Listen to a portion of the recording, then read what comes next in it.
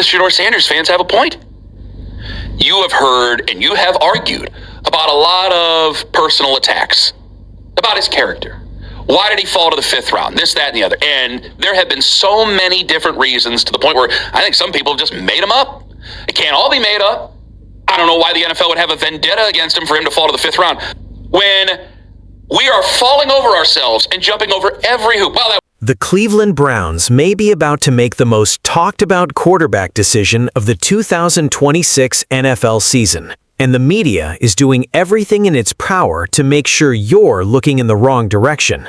Because while Shedeur Sanders is in Colorado, at altitude putting in speed work that his own head coach admitted surprised him, the same outlets that buried Shedeur for a speeding ticket are now building a first-round resume in real time for a quarterback who just got out of rehab for gambling on his own teammates. By the time this is over, you're going to see something the mainstream coverage doesn't want to sit with. The training footage, the organizational signals, the language coaches use when they're trying not to commit. In one comparison that is so lopsided, so nakedly inconsistent, that you're going to wonder how any of them looked their audience in the eye. And claim he fell in the draft due to bad interviews. Now let me talk about it, Earl. Bad interviews, fifth round. Needed to be humbled. His father cost him millions. Let me ask y'all a question. We all know the answer to it. If Shedeur bet on his team and was ruled ineligible at Colorado under Coach Prime, would the media advocate drafting him? Hell no. 91%. There's a specific moment you need to hold on to. Not a game, not a stat line, a draft room. Shedeur Sanders, son of one of the most famous names in football history, a quarterback who threw for over 4,100 yards and 37 touchdowns in his final college season, sat and sat and sat some more, round after round. The cameras captured it because the cameras were told to. Every network had eyes on that room, waiting. And what the country watched was a player with better numbers than the guy drafted ahead of him in nearly every category, sliding into the fifth round. The story that got told afterward was about ego, about his father, about bad interviews, about a speeding ticket that got treated like a character referendum. That story was told loudly, repeatedly, and almost entirely without evidence. What the organization quietly absorbed when they eventually made that call is something different. They saw a quarterback who spent 4 years at a Power 5 program, took real hits, threw to real competition, and kept his composure through the level of national scrutiny that would have broken most people at 22 years old. They saw someone who, when the media was loudest, said less. And that wound, the way this country decided what kind of person Shedeur Sanders was before he ever took a professional snap, is the wound that hasn't healed. It's the thing underneath every conversation you're about to watch play out in Cleveland. A short red zone play, because when you think about it, Ty Moton stated that that was something that he did not know, is that Shedeur was a little bit more athletic than he thought. So that gave away some more information about how Ty think about Shedeur. Well, it's interesting. When you watch the back half of the year and you look at Shedeur, what you do see is a little bit more mobility than I thought. Right. He has a knack for getting out of trouble. Yeah. The Cleveland Browns may be about to make the most talked about quarterback decision of the 2026 NFL season. And the media is doing everything in its power to make sure you're looking in the wrong direction. Because while Shedeur Sanders is in Colorado, at altitude putting in speed work that his own head coach admitted surprised him, the same outlets that buried Shedeur for a speeding ticket are now building a first-round resume in real time for a quarterback who just got out of rehab for gambling on his own teammates. By the time this is over, you're going to see something the mainstream coverage doesn't want to sit with. The training footage, the organizational signals, the language coaches use when they're trying not to commit. In one comparison that is so lopsided, so nakedly inconsistent, that you're going to wonder how any of them looked their audience in the eye. I gotta tell you, there's some people making some points going, man, I'm seeing everybody just make every single excuse in the book they can for this guy. And on the other end of it, it's like, oh, no, can't. Can't have him. Well, we've had 40 quarterbacks, but we can't give him the time of day. No, we can't do that. Why? Because you got into it with into an argument with bots on the internet? It's disrespectful to what we're supposed to be doing. And the thing that's also disrespectful to what we're doing is nowadays I can't help but notice. Here's what nobody is saying out loud. There is an identity threat operating in this conversation that has nothing to do with football. Shedeur Sanders, from the moment he entered the public eye, represented something that made certain people deeply uncomfortable. A black quarterback who was confident, whose father was famous, who did not perform humility for the cameras. And in American sports media, that discomfort gets translated. It gets translated into bad interview. It gets translated into ego problem. It gets translated into his father cost him millions. What you are watching right now with Brendan Sorsby is the mirror image. The same people who required Shedeur to be perfect, to have no speeding tickets, no big moments in the draft room, no personality that read as self-assured, they are extending Sorsby something entirely different. They are extending grace, rehabilitation narrative, second chance framing. And here's what that tells you about the organization's psychology versus the media's psychology, because they are not the same thing. The Cleveland Browns are showing commitment behavior, not hedge behavior. They drafted him. They are building around him. They are coaching him specifically on the thing that surprised them. That is not how you treat a depth chart placeholder. The media is showing something else entirely. They're showing you what happens when perceived locus of control gets weaponized, when the story isn't about what a player does, but about whether the person telling the story already decided how it ends. Shedeur's pressure signature this offseason has been silence and work.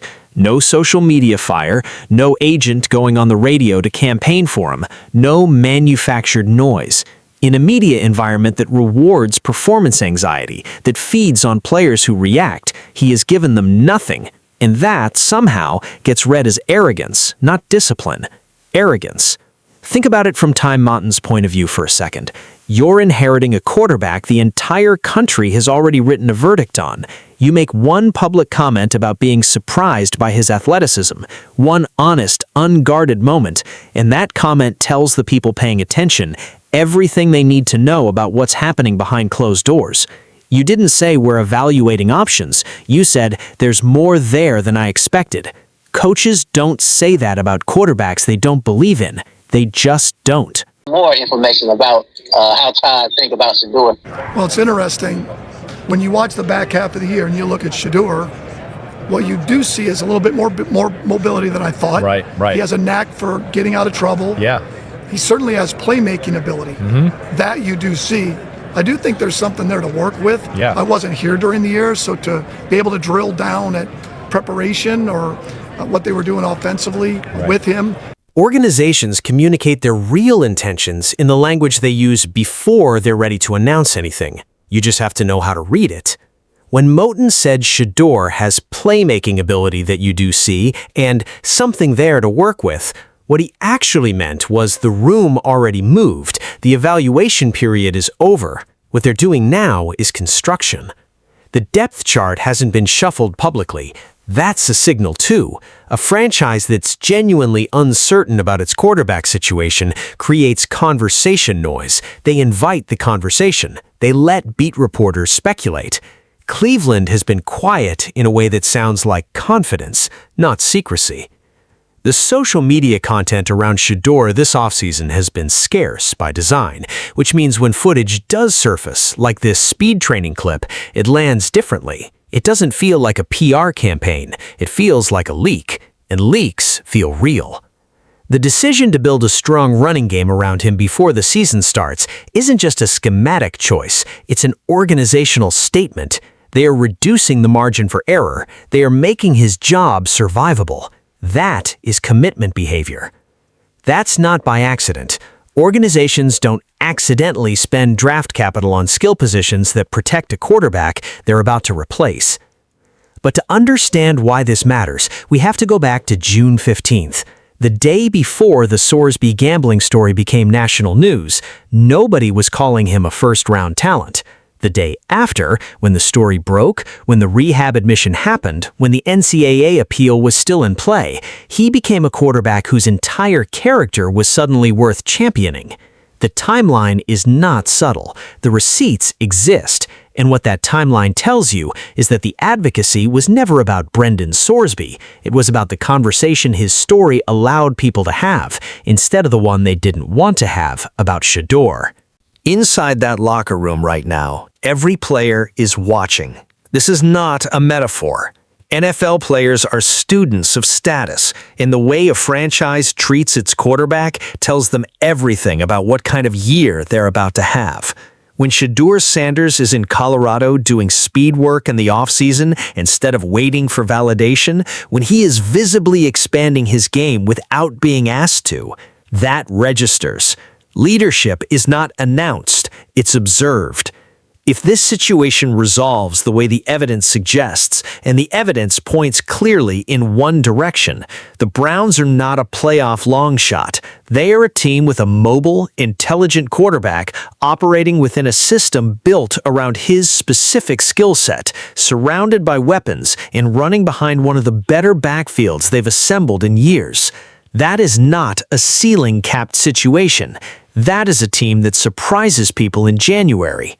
And in 3 years, when we look back at this offseason, at the speed footage, at the quiet building, at the media spending its energy on a quarterback who wasn't even a first-round prospect until the day his gambling story dropped, this will be remembered as the moment that revealed exactly what the national conversation about quarterbacks in this country actually is. Not about talent, not about production, not about leadership, about something older and messier than any of that.